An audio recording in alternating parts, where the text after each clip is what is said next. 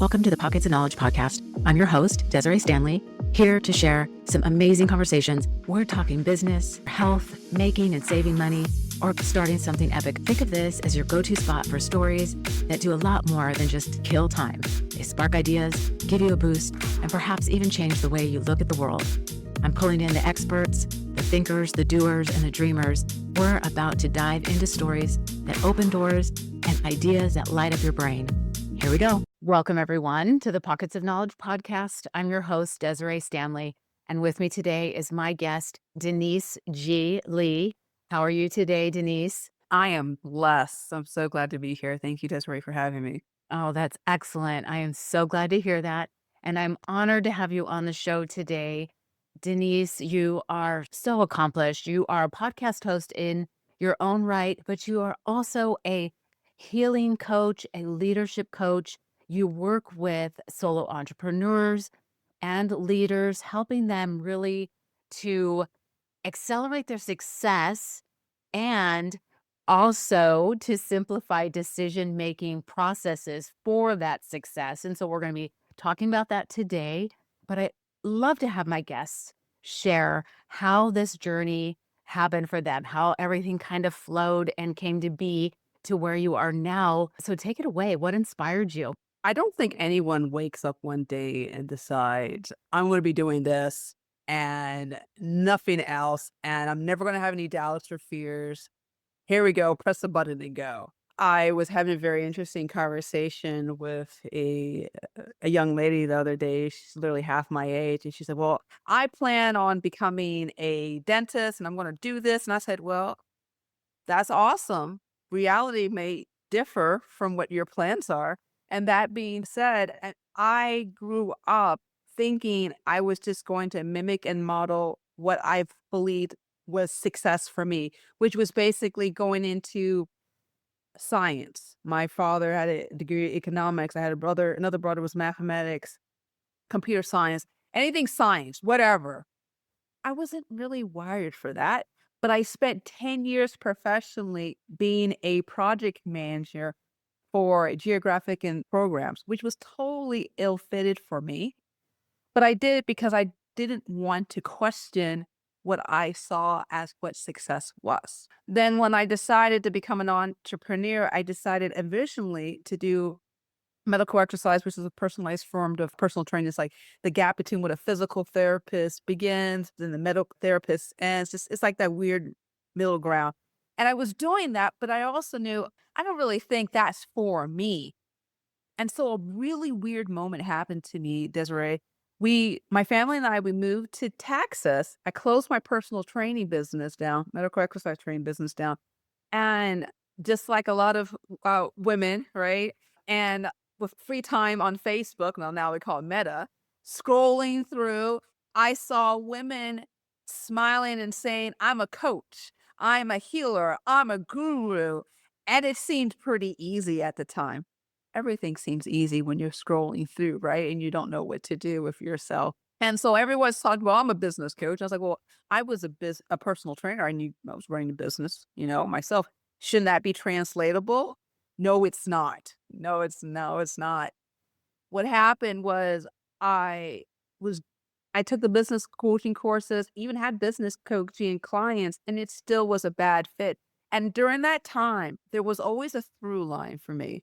And what was the through line I was always learning was learning how to deal with people, learning how to deal with yourself, learning how to revisit old hurts and wounds without feeling shame and guilt along the way, learning about how to communicate wants and fears. And that through line in the course of almost 20 years, I was realizing that I want to talk about healing. I want to talk about understanding people. I want to talk about making common connections. And so, with the work of a coach I was working with, I was like, you know what, Denise?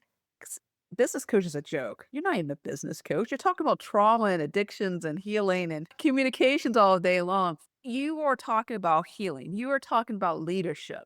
That's what you really were. And at that moment, Desiree, I paused and I realized, wait a minute, I need to redefine success. And it's not what I think can get me money or what I think other people expect of me or what I think I've been exposed to, but really represents me and represents the things I'm passionate about. No, that's a really long-winded answer, but I hope to give context that nobody ever arrives at who they are without exploring what they've been through. Yes. Yeah, absolutely. Thank you, Denise, so much for sharing that with us.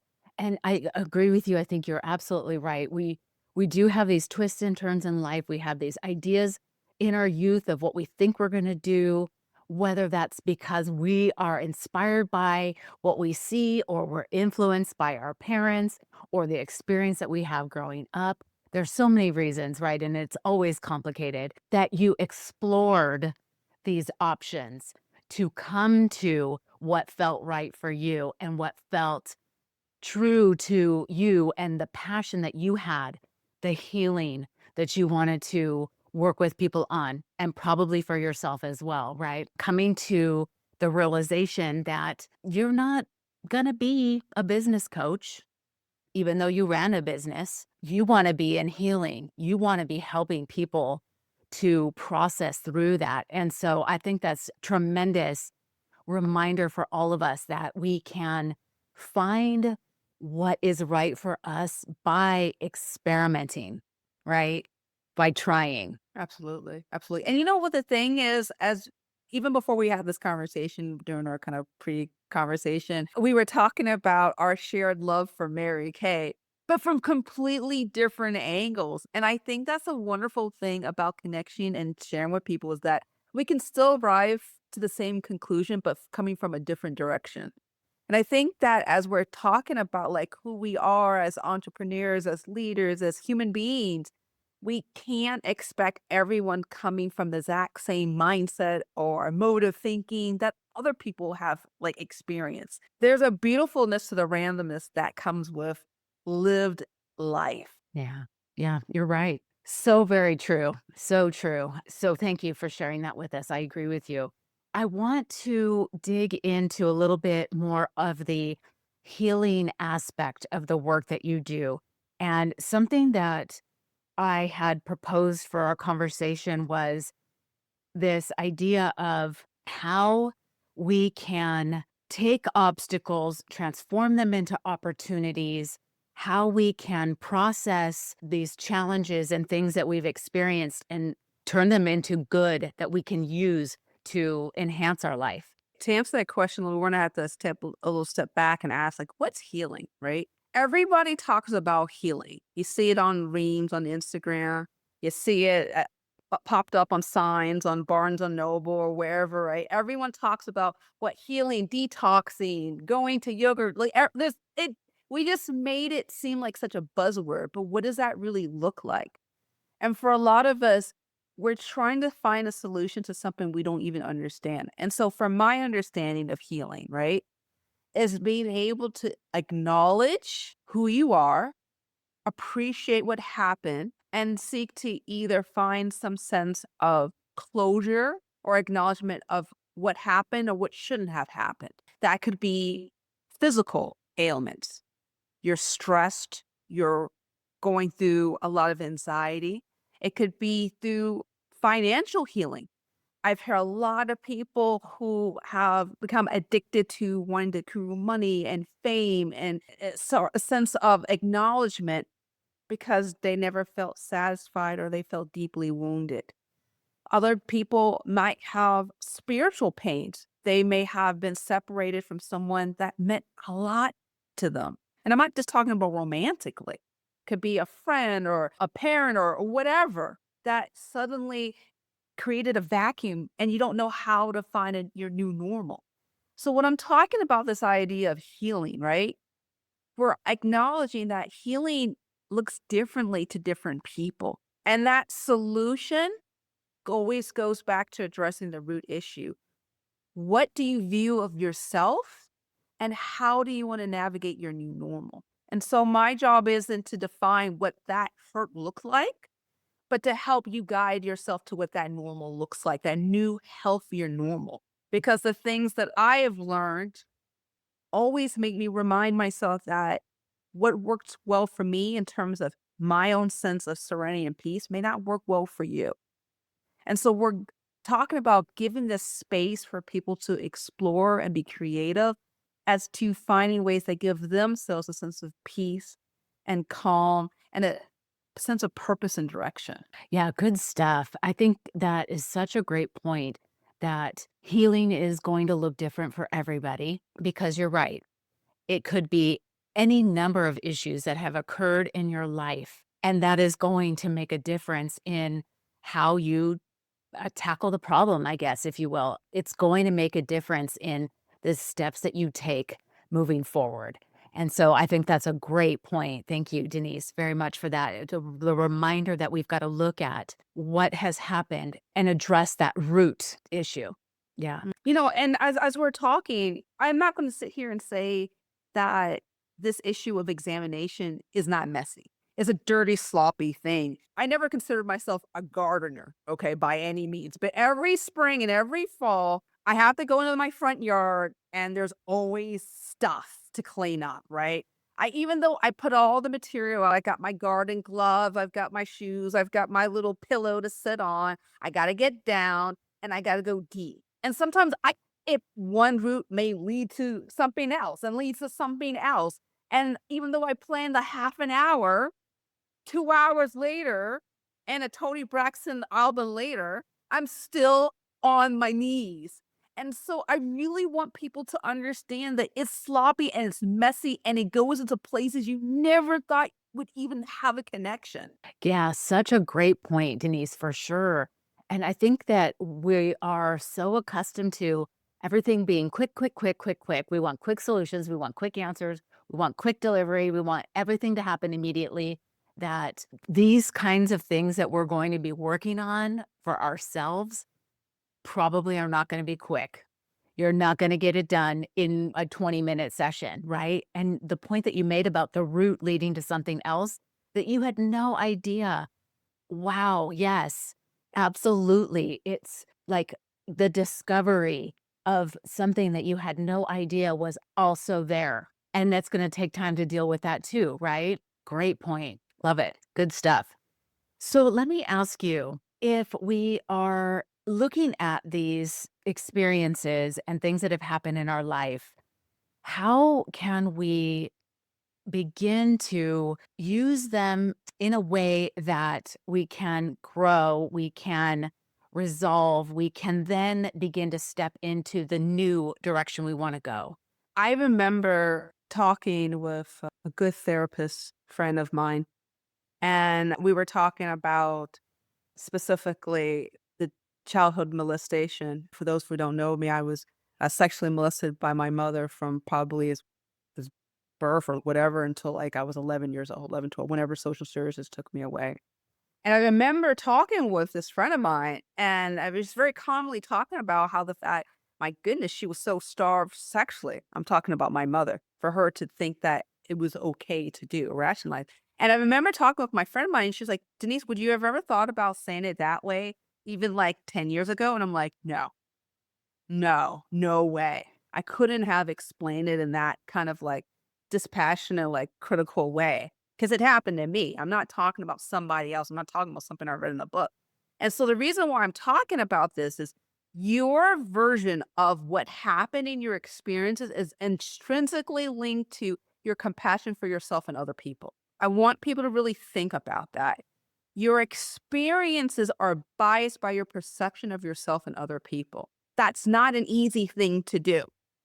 And I'm not gonna sit here and say I woke up fabulous and, like, wonderful and, like, had compassion for everyone, like, that's not how it worked. We think that compassion and understanding ourselves is a linear process when it's more like a roller coaster ride, and your emotions are taking you up and down and all around. So this idea of navigating our experiences really comes down to how willing are you to explore your brokenness as well as the brokenness of the people around you. Yeah. Yeah. Good stuff. I mean, it's really making me think this idea of the emotions and the process and it's like the loop de loop. It's not straight. You're not going to be like, today I'm great. I'm all better now. It's going to be ups and downs. And yeah, so that's a great reminder. And thank you for sharing your story with us about your experience. And I understand that you talk about this because of the healing for yourself and for others. I'm assuming, to allow the openness of communication, right? Or you tell me. Oh, you got me then. I mean, if I'm not willing to share the ugly, nasty parts of the things that I have experienced, how in the world can you think I'm equipped to give the space for you to share yours? There's a lot of people who feel a sense of mistrust because we've been trained in this culture to have this one up position, this the guru on the stage talking down to the masses, right? Versus let's get off the stage and look one eye by eye and say, I get you. Here's why. I may not understand, but I can relate. Here's why. Yeah, that's a great point. I think we put people on a pedestal and or they allow themselves to be put on a pedestal and we are talked down to and mistrustful of that maybe because we're seeing something that appears to be perfect when it's not.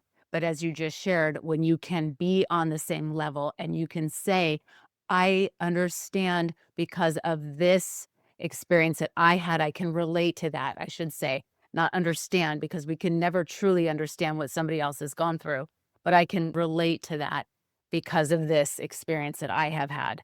So I think that's such a great point, Denise. Thank you for going into that detail with us. I'd like to talk with you about how, because I think this is leading us in this direction, is boundaries. How do we have these conversations that still maintain some boundaries for ourselves and with our emotions, but still be relatable? I remember when I first started working on healing from my complex post traumatic stress disorder. I was given the book Boundaries by Dr. Clouds and Townsend, and I didn't quite understood what I was reading. When you're in the midst of trying to heal from decades of unhealed, like emotional wounds, it's kind of hard to process information. But one of the things everyone talked about was boundaries to me. And what it meant to me at that time was having some clear lines in the sand of what I would do and what I wouldn't do, right? And that's on the surface what a boundary is, right? There's this like no-go zone where you identify either financially, emotionally, spiritually, whatever that is, right? But I want to go a little deeper, Desiree, if you don't mind, because I think everyone just thinks that whatever I saw on the TikTok reel is block them, shame them, that like just put up everything they own in a box to the left, whatever. Beyonce song. And so that's what we think a boundary is, right? But when we think about it from that angle, we're missing a whole lot of other stuff that goes into it, right? And so when I think about a boundary, what I'm thinking about is understanding yourself, your motivations, and the rationale behind why you put the boundary to begin with. And I'll give you a perfect example. And this is actually what has happened to me recently. So I'm a podcast host myself. I know we'll talk a little bit more about that. And you wouldn't believe how many people send me messages like, "I wanna be on your show, yeah, this and this, that." I've made a boundary to myself where if I'm not thrilled and excited about what you have to say to me is a no-go. I don't need to explain myself. I don't need to come up with a laundry list. I think I've been very clear and transparent about who I am and, like, what the things I'm really passionate about. And so when people contact me and there's clear disconnection from who I am, the benefit they would have to being on my show, and all these other things connecting with me, and it's more about self promotional. It's a no go. And I don't feel bad about hitting the delete button without hitting reply first. Oops. I think for a lot of us, we've been trained to just put up blockades while examining the reasons behind. And so when I put the block, it's not coming from a place of fear, anxiety, a sense of vengeance. It's coming from a place of, I'm just trying to keep my sanity and my serenity in check. So when we're talking about boundaries, what we're really talking about is self-honoring, because I think people get it twisted. You could say, "I'll block the phone number," but what you're trying to do is, "I don't really know how to deal with people." When you're saying, "I don't want them in my world," what you're saying is, "I've never really processed the hurt." So if you're going to put up a boundary, make it a really good reason and stick with it and literally have yourself ask yourself, does this rule or edict or whatever I'm putting in place really represent who I am as a person? Does it uphold my value, my characters? And if not, it's not a boundary. It's just an escape mechanism. Oh, that's so great, Denise. Thank you so much for sharing that. I think that's brilliant. This idea that, first of all, we need to understand ourselves and the reason we're making these decisions. And if we want to or not want to, be understanding other people. And your point about, I'm blocking this person because I don't know how to deal with the emotion or the feelings or the other person or whatever. We need to examine ourselves and the decisions that we're making and be true to why we're making those decisions and understanding the reason why we're making those decisions. I think that's such a great point. Yeah, I love that. It just, I mean, for me, it made me think of people in my life and reasons why I've maybe not kept the connection as close and realizing why. And again, it goes back to your point, examining yourself and why you're making these decisions. Is it to keep the peace for you, for your own mental health? And so, a great, great point, Denise. Thank you. Think that's awesome. So, can you share some strategies or tools that we can use to help us understand the boundaries and how we can make the boundaries? We talked about thinking about why we need to be examining ourselves and understanding that, but are there any other strategies or tips or tools or anything else you want to share on that? There's the could not, the would not, the should not. So let's talk about, and you're gonna like, what's the could not, would not, the should not? Let's talk about it. So whenever I think about people saying I want to have a boundary, is it because you believe either you can't keep it or you're holding on to expectations that were not even addressed? And so let me explain what I'm talking about. I had a recent situation where I was deciding to leave a group situation, not because necessarily of the leaders or necessarily the curriculum, but it's just a timing thing. And I remember I was making the decision to say, you know what, I need to cut ties. I need to just transition to something else. I made a fatal flaw, Desiree. And you know what it was? It was I could not share my scheduling issues. Where did that come from? What made me even think I could not share that? Oftentimes, we put on restrictions on ourselves that aren't even necessary nor realistic. So that's the could not, right? I would not. Let's talk about I would not. So sometimes we put up boundaries for reasons that we think that the other person can't handle our big feelings. Oh, if I share this information, they're going to get sad. They're going to get upset. They're going to X, Y, Z. And I don't know how it's going to happen in our minds. We're thinking about all these different types of reactions.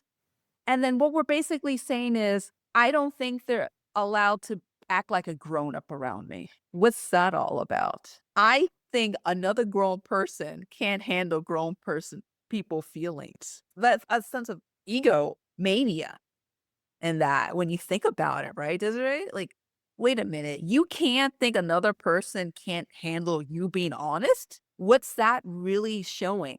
That you're feeling a sense of mistrust with yourself and other persons. I would not, right?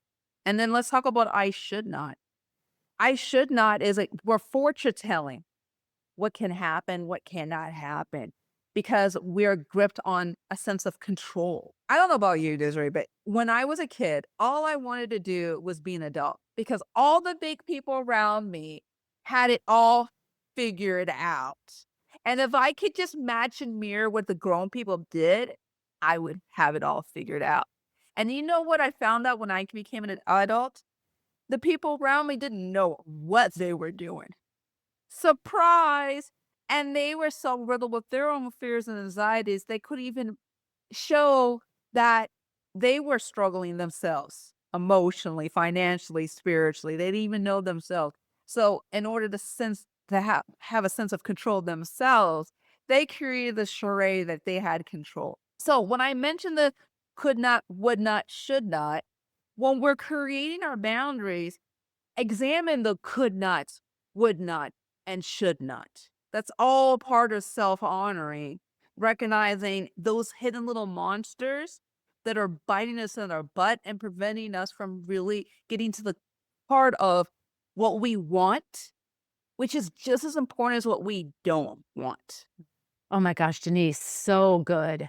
So, so good. I love that. And when you were talking about other people's, you couldn't share this because you were worried about somebody else's reaction to whatever the thing was.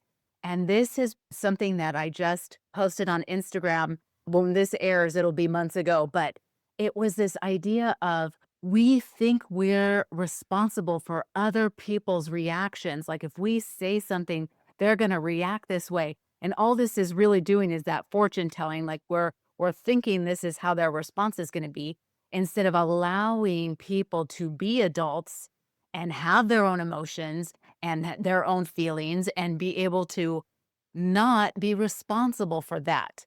Because we cannot be. We cannot be responsible for other people's feelings or thoughts or beliefs, right? When you think about it though, that's right. We're not trying to be responsible. We're just doing image management. If I can just create this constructed environment, you'll stay in this box that's familiar and comfortable for me. So I don't have to question my own perception. Yeah. Yeah, I could see that for sure. I think a lot for me is this idea that if I say this or if I share some idea, your reaction is going to be something that I don't want to have to deal with, right? I don't want to have to deal with whatever response you're going to give to me based on what I've said. You're What do absolutely you, right. You're yeah. absolutely right. And, for a lot of us, it really boils down to this neurological desire for familiar comfort Mhm. because it brings us a sense of safety. That's we're wired that way. And if anything kind of errs from our familiarity, it rises of cortisol, adrenaline, norepinephrine, stress hormones. Our heart's palpitating, our eyes are dilating, our pupils are dilating. We're ready to either run or fly or come up with some type of excuse or whatever. And we don't realize that maybe, just maybe, even if they react in a way that we don't anticipate, we can still survive from it. And just even maybe we can actually connect and bond better. I'm just going to be a little raunchy here for a second. Just allow me to be a little raunchy. I remember everybody told me that makeup sex was the best sex ever. And I was like, "What are you talking about makeup sex is the best stuff? Like, aren't you, like, angry?" Right? Like, "No, no, no. After we argue and then, like, we just cuddle together and just, it's like fireworks."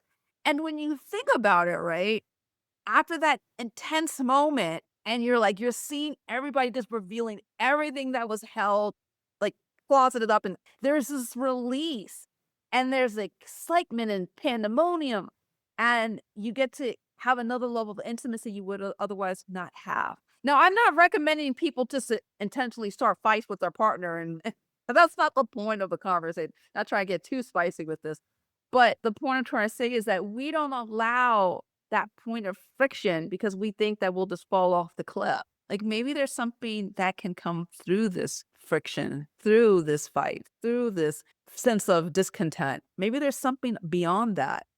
Get creative, explore with it. You might be excited what happens next. Good stuff, Denise. Really, I think that's such a great point. The level of intimacy that can occur when you are having honest communication is really the gist, right? Yes, okay, maybe it can lead to something else, but that maybe isn't the target that you're going for.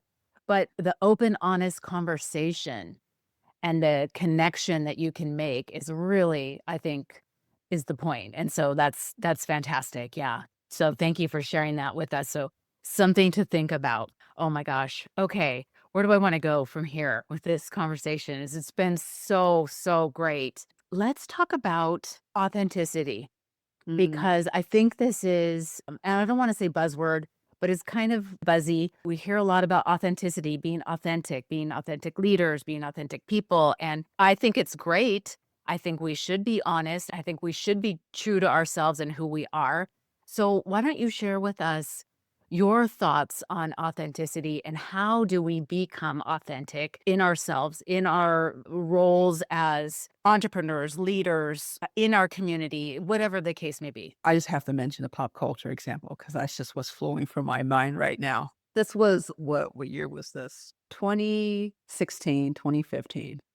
And I'm hearing about this book called Girl Wash Your Face. And there is this woman, she pretty young, I shouldn't say pretty young, but this pretty woman. It was a pretty woman, and she was just being unapologetic about herself. And I don't want to mention the names because I don't want to distract from the what the point that you're asking. Just let me flow with here on this. So I remember it was like, oh my goodness, she's sharing about her marriage and her sex life and how sloppy her life can be and how things can get crazy and blah blah blah.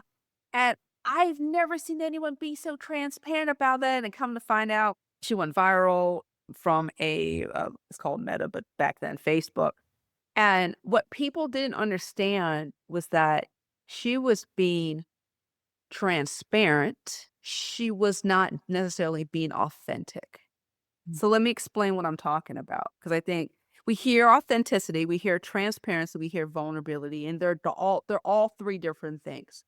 She was transparent about the messiness, right, of her life. Was she being authentic in terms of what she really wanted to do in terms of serving?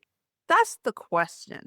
And the reason why I question that is because years later, there was more information. Her husband died by alcoholism abuse, and there was a lot of other scandals that were happening internally in their family. And what I found out when I was learning more about it was that she was very cherry picking on certain things of the messiness, the things that would go viral, the things that were trendy. And that was really unfortunate, because if we're going to be authentic, we're not cherry picking certain things that we think would be acceptable to share. We're not going through this filtering. I mean, we see filtering all the time, Desiree. We filter our hair, we filter our face, whatever. But are we doing it to create a version of ourselves that seems appealing? Or are we putting out the version of ourselves because that's just a version of ourselves? And we're letting the chips fall where they are. So when we're talking about authenticity, what we're talking about is being aware and conscious about how transparent you are about your issues and how deep about how the issues are impacting your vulnerability.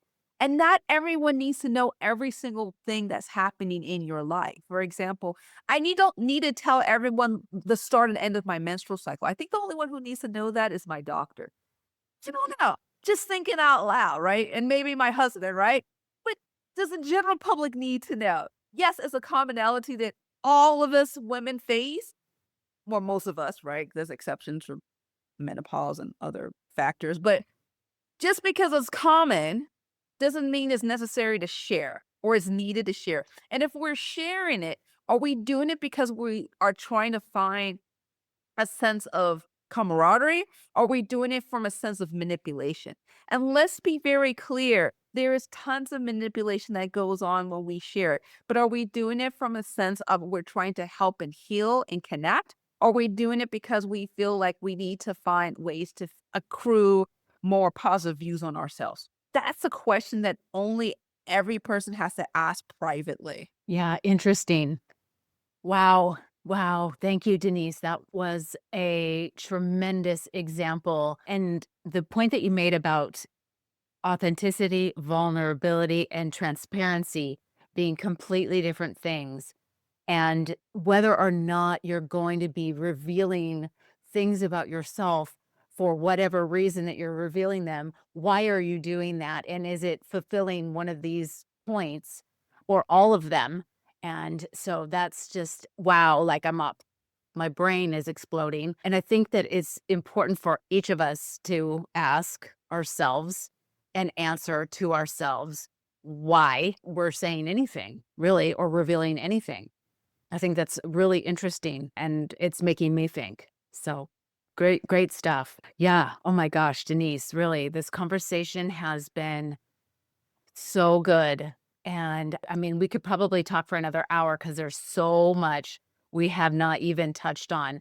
But I would love for you at this point right now, if you would share with us and for the listener, the person listening specifically right now, if there's anything that you would like to share that you haven't to this point that you think that person should hear, would you please share with us now? When I was going through my own healing and recovery journey from the situations that I went through, I always thought that it had to be done in the way that my mentors and the people that have guided me did. And when I came to realize that the healing journey can never be replicated by others. And I also knew that in order to heal, I needed to continue to share and to learn. So even if you're not wanting to quit your business or change careers and be a life coach or whatever that may be, you're going to have to find someone to carry the message forward with you. Even if it's in the capacity of just having a conversation with a girlfriend or sharing your experiences with your a loved one, a spouse or another relative, carry the message forward because when you grow, everyone grows together. Thank you for that. I feel that really deeply. The idea of when we grow and when we heal, we are not just healing ourselves, but we can be healing the people around us as well and the community around us as well. I mean, it's more than just us, although it does start with us. So great stuff. Thank you so much for sharing that. Denise, would you please share with us if there are books that you think have been beneficial or influential for you, or if there's podcasts? Oh, and speaking of that, we need to touch on yours, which is The Introverted Entrepreneur. And so share with the listener and me what the books and the podcast is about and any other that you would like to suggest that the listeners check out. Yeah. So my podcast, thank you so much, Desiree, for asking. It's the Introvert Entrepreneur Podcast. Been doing this since 2019. I can't believe that. So many years. And it's most of the episodes are 30 minutes long. They feature mostly me talking, but I also have therapists, doctors, entrepreneurs, people from all sorts of walks of life who are just completely dedicated on fire and passion for healing, growth, leadership, personal development. It originally started more as a business podcast, and I realized I totally bombed on that. Ironically, you can still listen to some of those podcast episodes, but the focus is not necessarily introversion or entrepreneurism, but just being a decent human being that wants to lead with purpose and love and clarity. And as far as resources, I was telling you, Desiree, earlier that I'm a huge, huge, huge Mary Kay Ash fan. I'm not into Mary Kay cosmetics, but I definitely love almost all the books that she's read. One of my favorite books from her is on people management and miracles happen. And those books were just miracles happen about believing in the power of you, and then people management on leading with clarity, purpose, and love. Highly, highly recommend those books. But and it doesn't matter if you're not a woman. It's a great book for everybody to read. And what I also love to recommend is for people who are trying to understand, gee, is my ideas faulty or not correct? Or how do I navigate who I am? I always recommend the book Feeling Good by Dr. David Burns, one of the early pioneers of cognitive behavioral therapy. Lots of good resources for asking yourself the what and the whys questions on why we make decisions for what we do. And the last thing I want to recommend is my blog on deniseglee.com. I have over 100 posts, not just from myself, by other doctors, therapists, coaches, mentor, people in the healing world, and just short, straight to the point advice on a variety of issues: codependency, depression, anxiety, trauma, just wonderful resources. So I just want to recommend people to uh, go to my blog, deniseglee.com/blog. You'll find an article that works well for you. Oh gosh, thank you so much for that. Great recommendations on the books I will link that in the show notes as well as your podcast because that sounds tremendous. And I think that covers a lot of areas and topics. So, absolutely want the listeners to check it out. And then your blog as well. And so, are you active on any other social media? Do you want to share that with us now? How can people follow along with the work that you're doing and or reach out to you to ask you questions? Yeah, so the best place to actually reach me is my website, deniseglee.com. There's a tab. If you hover over about Denise, you can send me a message directly. But I am social, and not as social as my team wants me to be, but I am social on X as well as LinkedIn. Literally just write Denise G. Lee. I always tell people follow the fro online and you'll just discover me online. So Oh gosh, that's wonderful. Okay, I will for sure include the details in the show notes to make it easy for the listeners to find you because you've been a tremendous guest. I have been so honored to have you on the show and the information and our conversation today has just been fantastic. So I absolutely want the listeners to find you and reach out and follow along with your work. So thank you so much again, Denise, for being on the show and sharing this with us today. I so appreciate it. thank you for having me, Desiree. It's been a pleasure. Wonderful. Well, we'll talk more soon. Thank you, dear listeners, for tuning in to another insightful episode of the Pockets of Knowledge podcast. We appreciate your time and curiosity as we explore fascinating topics together. If you enjoyed today's discussion, be sure to join us next week for another amazing episode. Remember, your journey of learning and growth is a continuous adventure, and we're thrilled to be part of it. Don't forget to subscribe so you never miss an episode. Until next week, stay curious and keep exploring those pockets of knowledge.